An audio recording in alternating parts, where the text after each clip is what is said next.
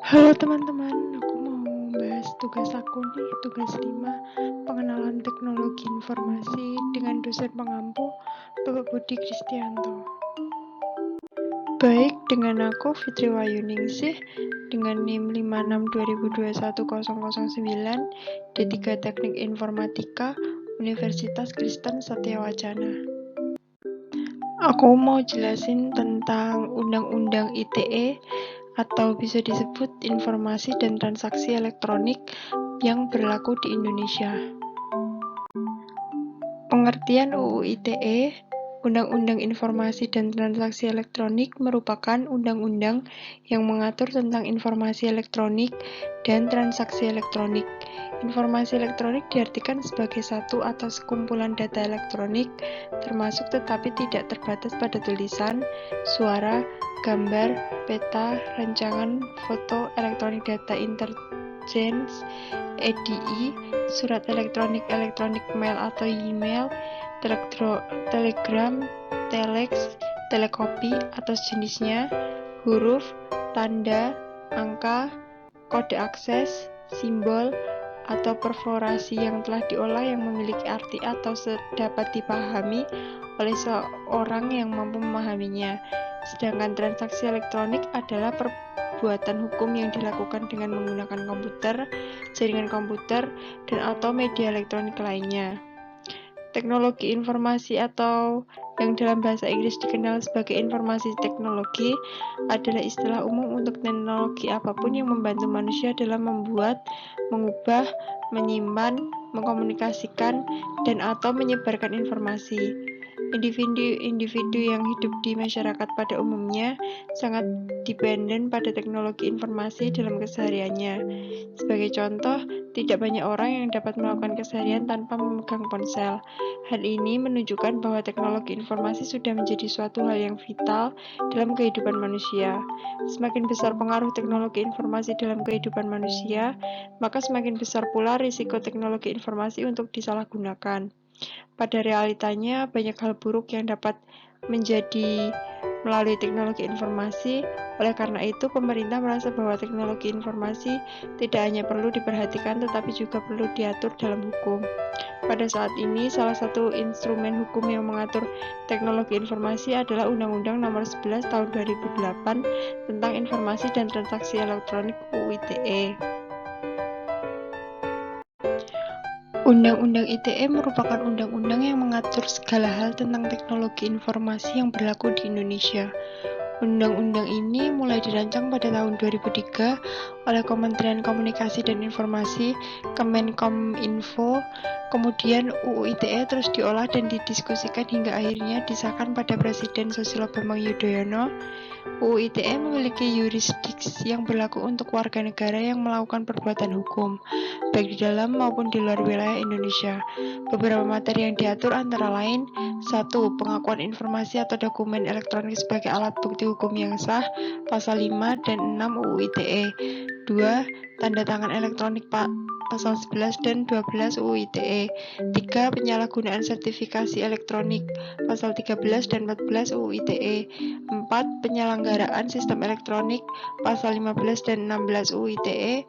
5. Perbuatan-perbuatan yang dilarang dalam menggunakan teknologi informasi, cybercrime, antara lain: 1. Konten ilegal yang terdiri dari kesusilaan, perjudian, penghinaan atau pencemaran nama baik, pengencaman dan pemasaran pasal 27, 28, 29 UU Nomor ITE. 2. Akses ilegal pasal 30. 3. Interpretasi ilegal pasal 31. 4. Gangguan terhadap data interference pasal 32 UU ITE. 5. Gangguan terhadap sistem interference pasal 33 UU ITE. 6. Penyalahgunaan alat dan perangkat misuse of device pasal 34 UU ITE. Tujuannya yaitu pemanfaatan teknologi informasi dan transaksi elektronik dilaksanakan dengan tujuan untuk: 1. Mencerdaskan kehidupan bangsa sebagai bagian dari masyarakat informasi dunia. 2. Mengembangkan perdagangan dan perekonomian nasional dalam rangka meningkatkan kesejahteraan masyarakat. 3. Meningkatkan efektivitas dan efisiensi pelayanan publik. 4. Pembukaan kesempatan seluas-luasnya kepada setiap orang untuk memajukan pemikiran dan kemampuan di bidang penggunaan dan pemanfaatan teknologi informasi seoptimal mungkin dan bertanggung jawab. Dan 5. Memberikan rasa aman, keadilan, dan kapasitas hukum bagi pengguna dan penyelenggara teknologi informasi. Penegak hukum yang pertama, lembaga-lembaga di Indonesia yang menegakkan UU ITE diantara yaitu Kementerian Komunikasi dan Informatika berperan sebagai regulator, khususnya Direktorat Jenderal Aplikasi Informatika yang memiliki 6 direktorat dan juga memiliki penyidik pegawai negeri sipil untuk menangani kasus-kasus pidana IT. 2. Kepolisian Negara Republik Indonesia, khususnya Unit IV Cybercrime, Direktorat Reserse Kriminal Khusus, Badan Reserse Kriminal. 3. IDCRT, Indonesia Computer Emergency Response Team. IDCRT didirikan sebagai komunitas pertama yang didirikan pada tahun 1998 untuk menangani insiden di internet, didirikan oleh Budi Raharjo, pakar IT dari ITB. Yang keempat, IDSIRT CC, Indonesia Security Incident Response Team and Internet Interfacture atau Coordinator Center, lembaga yang dibangun sebagai komunitas TI Indonesia dan institusi negara untuk menangani ancaman infrastruktur internet. IDCRT didirikan 2007 di bawah Ditjen Postal pada awalnya dan mengordinir pada komunitas CRT yang ada di Indonesia. IDCRT memiliki wewenang memonitor log traffic internet dan mengasistensi lembaga penegak hukum lainnya, penelitian pengembangan serta pelatihan. 5. Pengelolaan nama domain Internet Indonesia (PANDI), komunitas yang diberikan hak pengelolaan domain. Lalu selanjutnya saya akan menjelaskan tentang Undang-Undang ITE, Informasi dan Transaksi Elektronik di negara lain.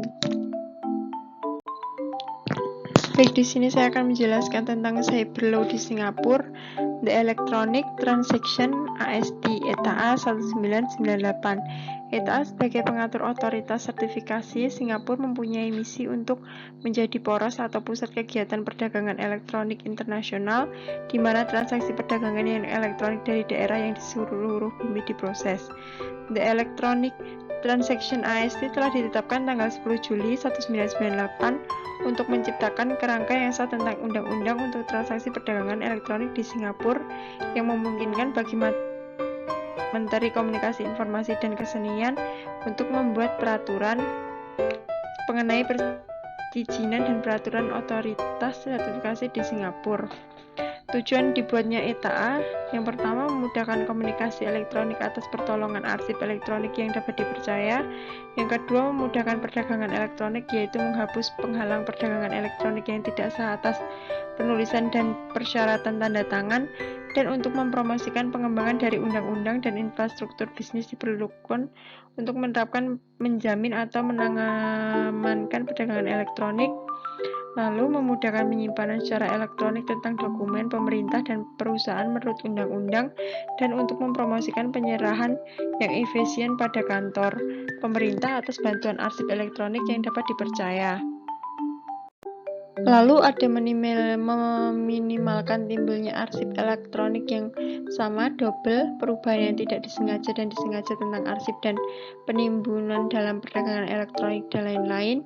Lalu membantu menuju keseragaman aturan, peraturan, dan mengenai pengusahaan dan integrasi dari arsip elektronik, dan mempromosikan kepercayaan, integrasi, dan keandalan dari arsip elektronik dari perdagangan elektronik, dan untuk membantu perkembangan dan pengembangan dari perdagangan elektronik melalui penggunaan tanda tangan yang elektronik untuk menjamin keaslian dan integrasi surat penyuratan yang menggunakan media elektronik. Pada dasarnya, muatan ETA mencakupi sebagai berikut.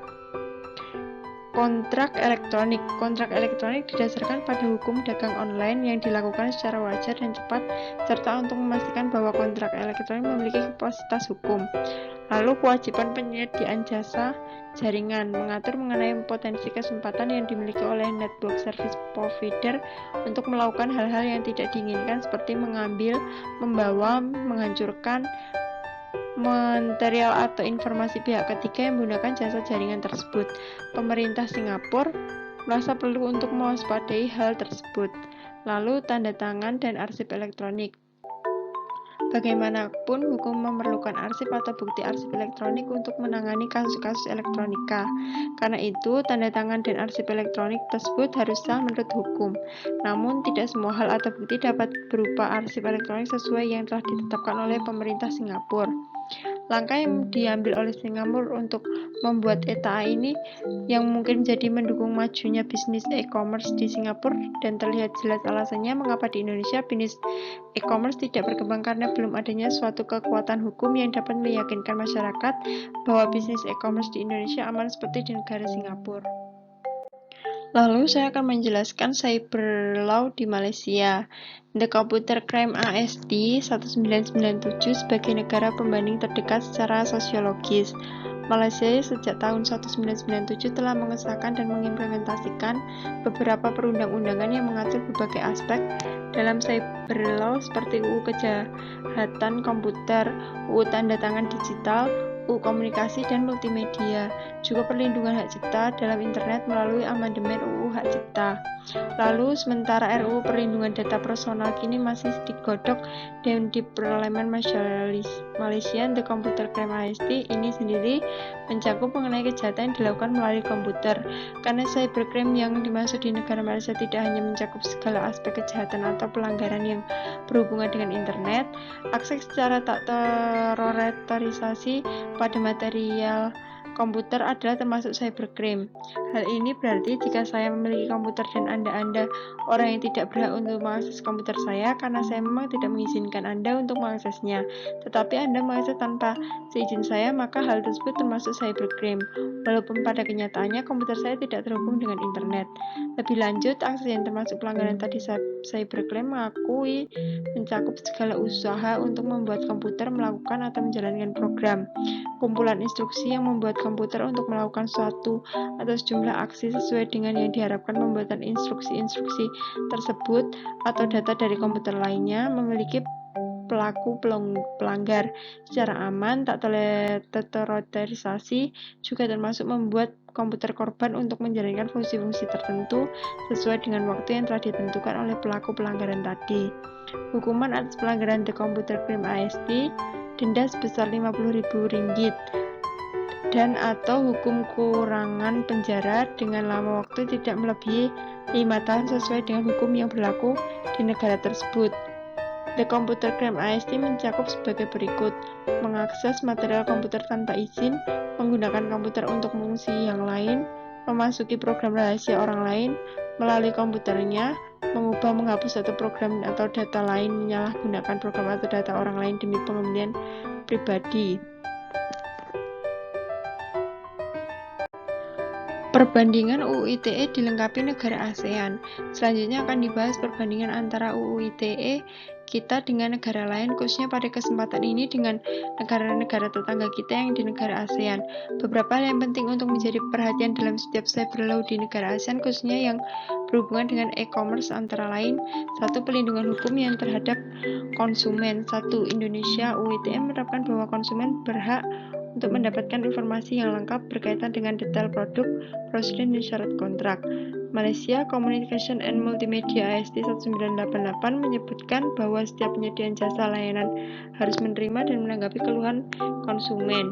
Filipina, Electronic Commerce Act 2000 dan Consumer Act 1991 menyebutkan bahwa siapa saja yang menggunakan transaksi secara elektronik tunduk terhadap hukum yang berlaku, sedangkan pada negara ASEAN lainnya hal tersebut belum diatur. Yang kedua, perlindungan terhadap data pribadi serta privasi. Yang pertama, Singapura sebagai pelapor negara ASEAN yang memperlakukan cyber law yang mengatur e-commerce kode untuk melindungi data pribadi dan komunikasi konsumen dalam berniaga internet. Indonesia sudah diatur dalam UU ITE, Malaysia dan Thailand masih berupa rancangan, sedangkan pada negara ASEAN lainnya hal tersebut belum diatur. Yang ketiga, ada cybercrime. Sampai dengan saat ini ada dalam negara ASEAN yang telah memiliki cyber law yang mengatur tentang cybercrime atau kejahatan di internet, yaitu Brunei, Malaysia, Myanmar, Filipina, Singapura, Thailand, Vietnam, dan termasuk Indonesia melalui UU ITE yang disahkan Maret 2008 lalu. Yang keempat, spam. Spam dapat diartikan sebagai pengiriman informasi atau iklan suatu produk yang tidak perlu tempatnya dan hal ini sangat mengganggu. Yang pertama, Singapura merupakan satu-satunya negara di ASEAN yang memperlakukan hukum secara tegas terhadap spammers Spam Control AST 2007. Yang kedua, Malaysia dan Thailand masih berupa rancangan. Yang ketiga, Indonesia, UITE belum menyinggung masalah spam, sementara di negara ASEAN lainnya masih belum ada. Yang kelima, peraturan Menteri Online muatan dalam suatu situs. 5 negara ASEAN yaitu Brunei, Malaysia, Myanmar, Singapura, serta Indonesia telah menetapkan cyber law yang mengatur pemuatan materi online yang mengontrol publikasi online berdasarkan normal sosial, politik, moral, dan keagamaan yang berlaku di negara masing-masing. 7. Penggunaan nama domain. Saat ini ada 5 negara yaitu Brunei, Kamboja, Malaysia, Vietnam, termasuk Indonesia yang telah memiliki hukum yang mengatur penggunaan nama domain. Detail aturan dalam setiap negara berbeda-beda dan hanya Kamboja yang secara khusus menetapkan aturan tentang penggunaan nama domain dalam Regulation on Registration of Domain Names for Internet under the Top Level KH 1999. Yang kedelapan, electronic contracting. Saat ini hampir semua negara ASEAN telah memiliki regulasi mengenai electronic contracting dan tanda tangan elektronika atau electronic signature termasuk Indonesia melalui ITE. Sementara Laos dan Kamboja masih berupa rancangan. ASEAN sendiri memberi deadline Desember 2009 sebagai batas waktu bagi setiap negara. Kesembilan, online dispute resolution ODR. ODR adalah resolusi yang mengatur perselisihan di internet. Filipina merupakan satu-satunya negara ASEAN yang telah memiliki aturan tersebut dengan adanya Philippines Multi-Door Courtage. Yang kedua, Singapura mulai mendirikan ODR Facilities. Thailand masih dalam bentuk rancangan.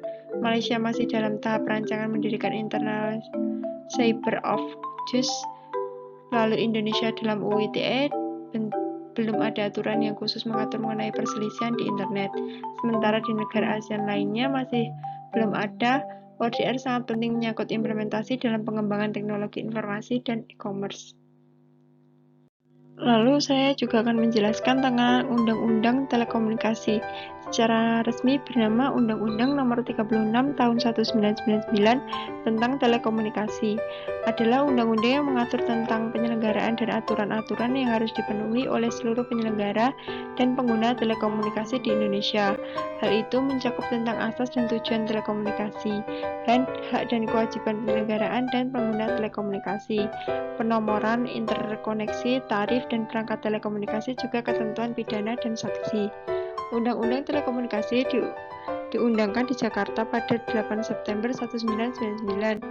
Undang-undang ini mengandung 64 pasal dan 19 bab, ditandatangani oleh Presiden Republik Indonesia Baharudin Yusuf Habibie dan Menteri Sekretaris Negara Muladi. Undang-Undang Telekomunikasi mulai berlaku saat tahun setelah diundang, yakni pada 8 September tahun 2000 sesuai dengan ketentuan penentuan yang tertentu dalam pasal 63 bab 19 sejak diundangnya Undang-Undang Telekomunikasi Nomor 36 Tahun 1999, maka Undang-Undang Telekomunikasi Nomor 3 Tahun 1989 dinyatakan tidak lagi berlaku. Asas dalam Undang-Undang Telekomunikasi ini diselenggarakan berdasarkan Pancasila dan Undang-Undang Dasar Negara Republik Indonesia tahun 1945 dengan asas manfaat, adil dan merata, kapasitas hukum, keamanan, kemitraan etika, dan kepercayaan pada diri sendiri. Telekomunikasi diselenggarakan dengan tujuan untuk mendukung persatuan dan kesatuan bangsa, meningkatkan kesejahteraan dan kemakmuran rakyat secara adil dan merata, mendukung kehidupan ekonomi dan kegiatan pemerintah, serta meningkatkan hubungan antar bangsa. Dalam Undang-Undang Telekomunikasi terdapat aturan-aturan tentang penyelenggaraan jaringan telekomunikasi. Telekomunikasi adalah setiap pemasaran, pengiriman, dan atau penerimaan dari setiap informasi dalam bentuk tanda-tanda, isyarat, tulisan, gambar, suara, dan bunyi melalui sistem kawat, optik, radio, atau sistem elektromagnetik lainnya. Dalam undang-undang tersebut disebutkan bahwa penyelenggaraan telekomunikasi meliputi 1. Penyelenggaraan jaringan telekomunikasi, 2. Penyelenggaraan jasa telekomunikasi, 3. Penyelenggaraan telekomunikasi khusus. Sesuai yang tertuang dalam Ketentuan Umum Pasal 7 Bab 4, dalam penyelenggaraan jasa telekomunikasi, penyelenggaraan harus memperhatikan kepentingan dan keamanan negara, mengantisipasi perkembangan teknologi dan tuntutan global, dilakukan secara profesional dan dapat bertanggungjawaban, dan melibatkan prasentara masyarakat. Lalu, saya juga menjelaskan tentang Undang-Undang Telekomunikasi di negara lain, International Telecommunication Union, yaitu General Trends in Telecommunication Reform 1998, World Volume 1, Geneva, Switzerland, 12 Januari 1998. 12 masih dalam laporan yang sama, secara umum dijabarkan bahwa kecenderungan pengaturan penyelenggaraan telekomunikasi ada 3 macam, yaitu bersifat monopoli, kompetisi bebas di mana monopoli sudah ditingkatkan, dan setengah kompetensi di mana adanya penyelenggara dominan yang diberi hak eksklusif berdasarkan undang-undang sampai waktu tertentu, namun sektor telekomunikasi ini di pihak lain telah dibuat kompetisi untuk jenis jasa telekomunikasi tertentu. Konsep peraturan hukum penyelenggaraan usaha telekomunikasi di Indonesia dalam upaya pengantisipasian perubahan penyelenggaraan usaha telekomunikasi global sebagaimana telah menjadi kesepakatan bersama seluruh anggota AITU dan WTO bahwa bidang telekomunikasi memasuki era persaingan terbuka yang tertuang dalam WTO Agreement on Basic Telecommunication Service tahun 1997. Dengan pengenalan kompetisi penuh tersebut tentu diharapkan dapat meningkatkan pertumbuhan ekonomi nasional masing-masing negara, khususnya Indonesia, semakin memberikan kesejahteraan seluruh masyarakat Indonesia sebagai cita-cita yang terkandung dalam pasal 33 UUD 1945. Baik, terima kasih teman-teman sudah mendengarkan penjelasan saya. Bila ada kekurangan dan kesalahan dalam perkataan maupun ilmu-ilmu yang tertuang di PPT saya, mohon maaf yang sebesar-besarnya. Sampai jumpa.